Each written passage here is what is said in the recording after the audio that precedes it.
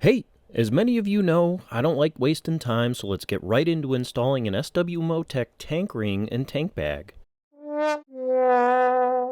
A few quick notes. If you're following along with this while doing your own install, use the pause button as needed. I get these crybaby comments saying I'm going too fast, but I gotta keep this train rolling so you don't get bored and skip over something critical. If you've got an issue, here's a tissue. Actually, change of plans. Pause this video and fill up the comments with different ways of telling me I go too fast. That way my fragile princess feelings won't be so hurt when someone inevitably means it. It should be known this tank bag attaches to a tank ring, and tank rings are bike specific. Make sure you get the correct ring for your bike. The steps to install specific tank rings will be slightly different, but the general steps will be the same. One reason I chose a bag that attaches to a ring is so that it can be added and deleted quickly. It clips into the ring easily and releases quickly with a pull of the front cord.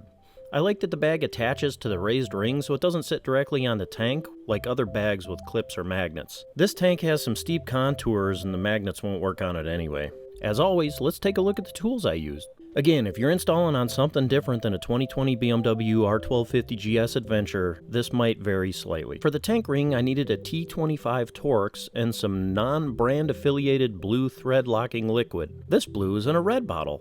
Weird. Anyway, spin out the 4 forwardmost screws around the fuel filler cap. The tank ring came with 2 different lengths of screws, and to choose the correct size, put 1 screw of each length through the ring and bracket and add a spacer. Then compare the thread lengths to the original screw you removed from your tank.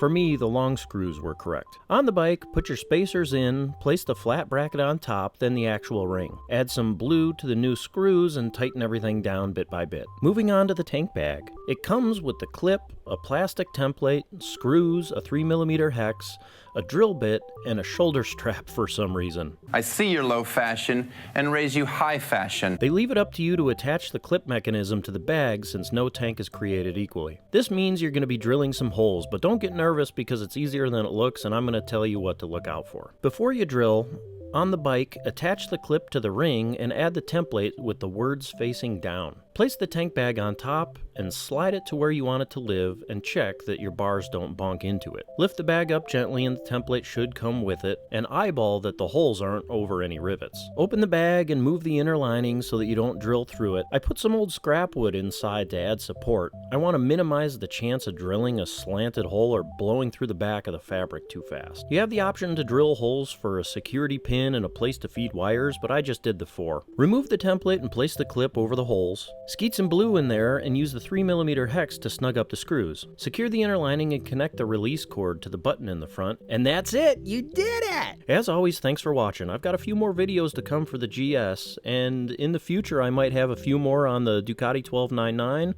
as well as that BMW K100 I'm rebuilding. So until next time, hopefully it's not as long as last time.